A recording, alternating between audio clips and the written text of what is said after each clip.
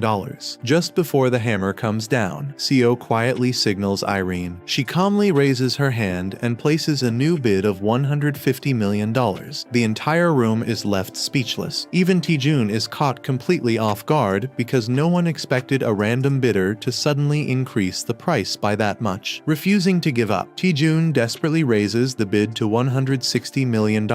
What follows is a fierce bidding war between him and Irene as the price continues climbing higher and higher. Finally, Irene raises the bid to an unbelievable $300 million.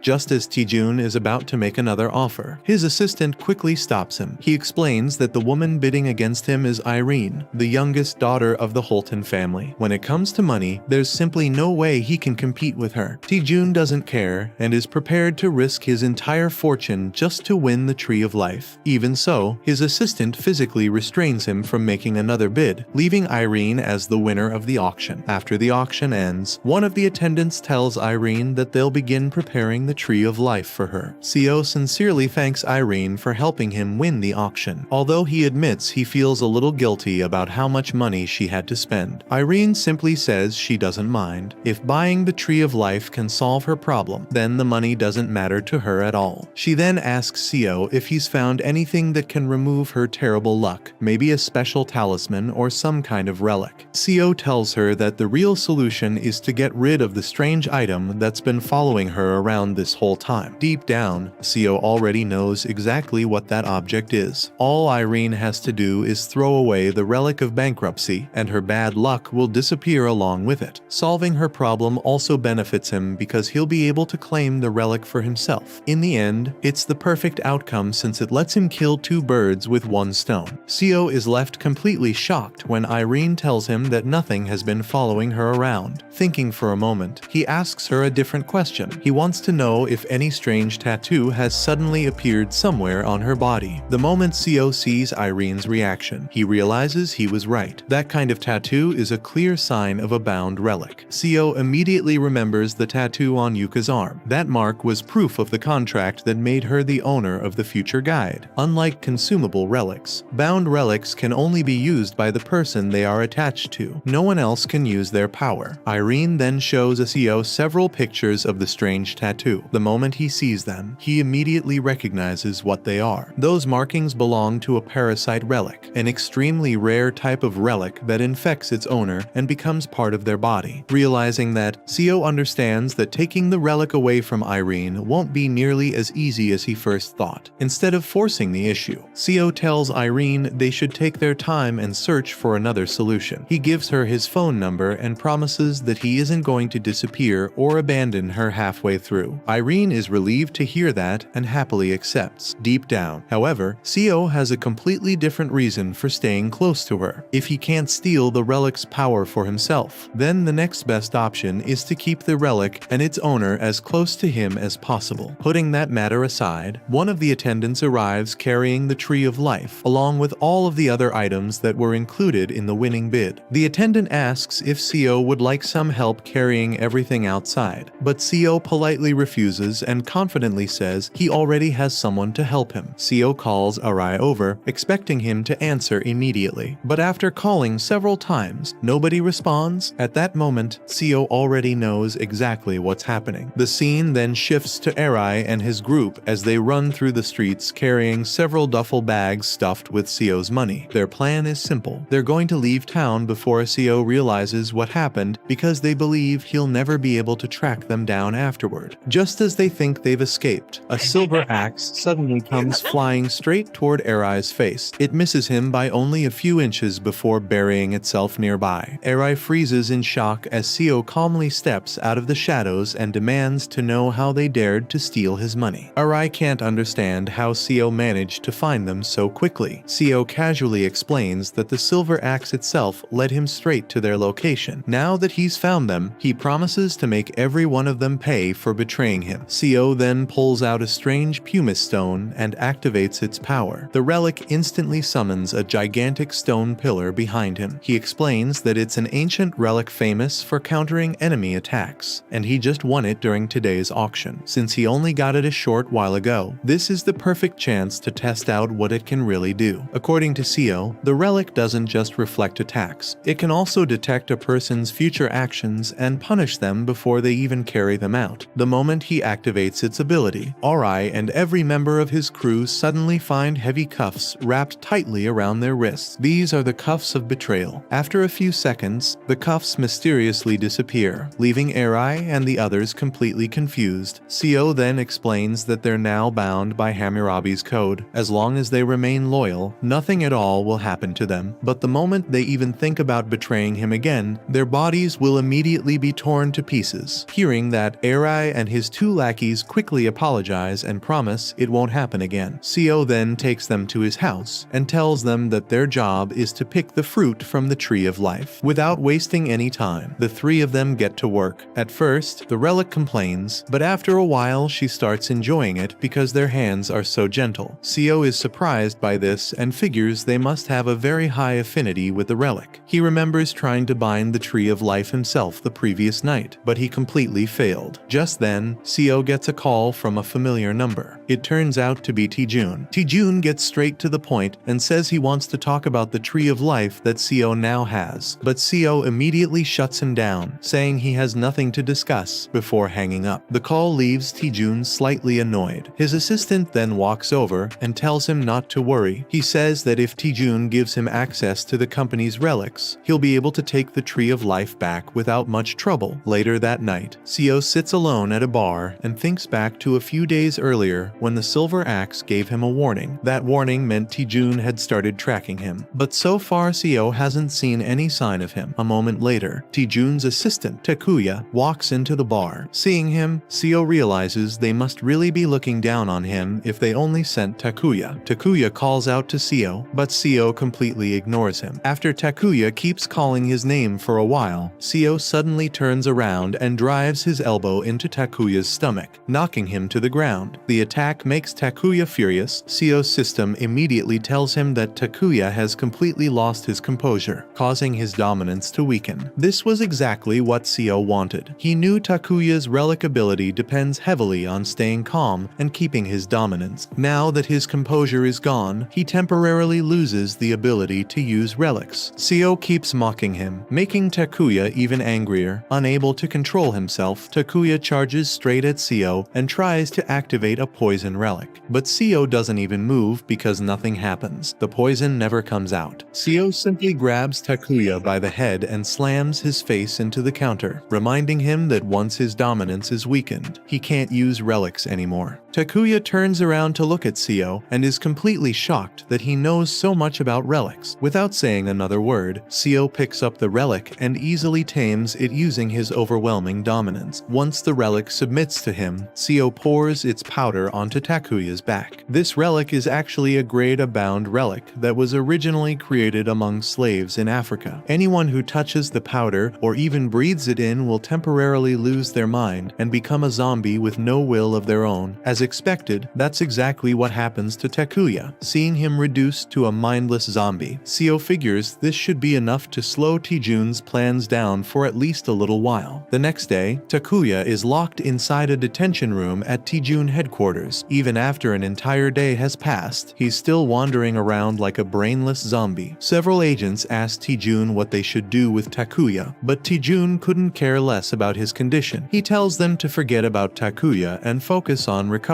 all of the relics that were supposed to be in his possession. The agents nervously explain that when Takuya was taken into custody, they couldn't find a single relic on him. Hearing that only makes Taejun even angrier. Furious that both the relics and his agent have become useless, he immediately orders his men to contact his lawyer, Misako, as quickly as possible. The following day, Seo arrives at the airport with Arai and the rest of his lackeys. Most of the luggage they're carrying is filled with the valuable relics Seo has managed to collect so far. Looking at everything he's gathered, Seo is confident these relics will help him obtain even more powerful relics in the future. Just before he boards his flight, Taejun's lawyer, Misako, suddenly appears and asks to speak with him. The meeting ends up making Seo miss his flight entirely. Misako explains that she's there on Taejun's behalf to offer Seo a contract. According to the deal, Seo will immediately receive a payment of $100 million.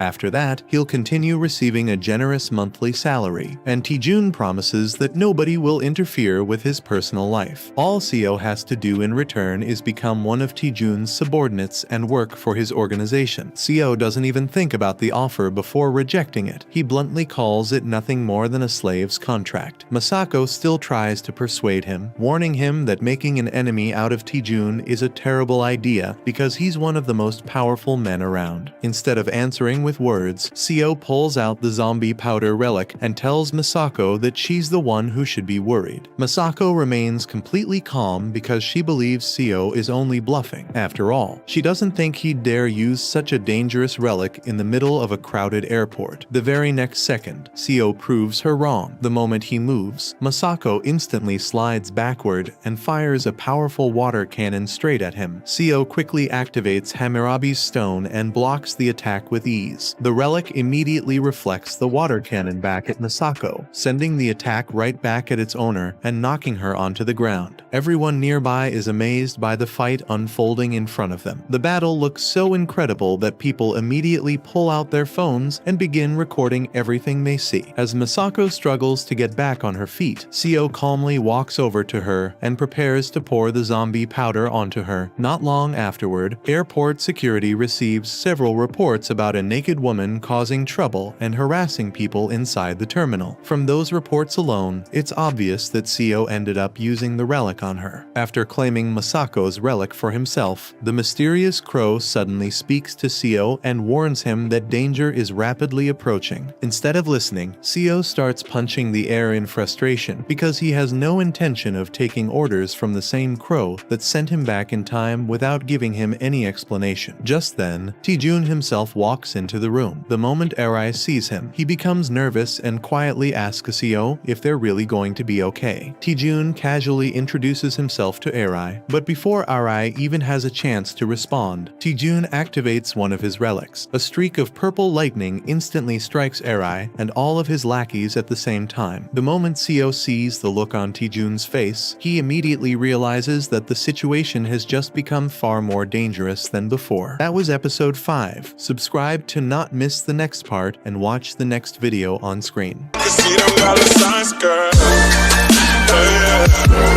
I heard that you addicted to them sands now, girl.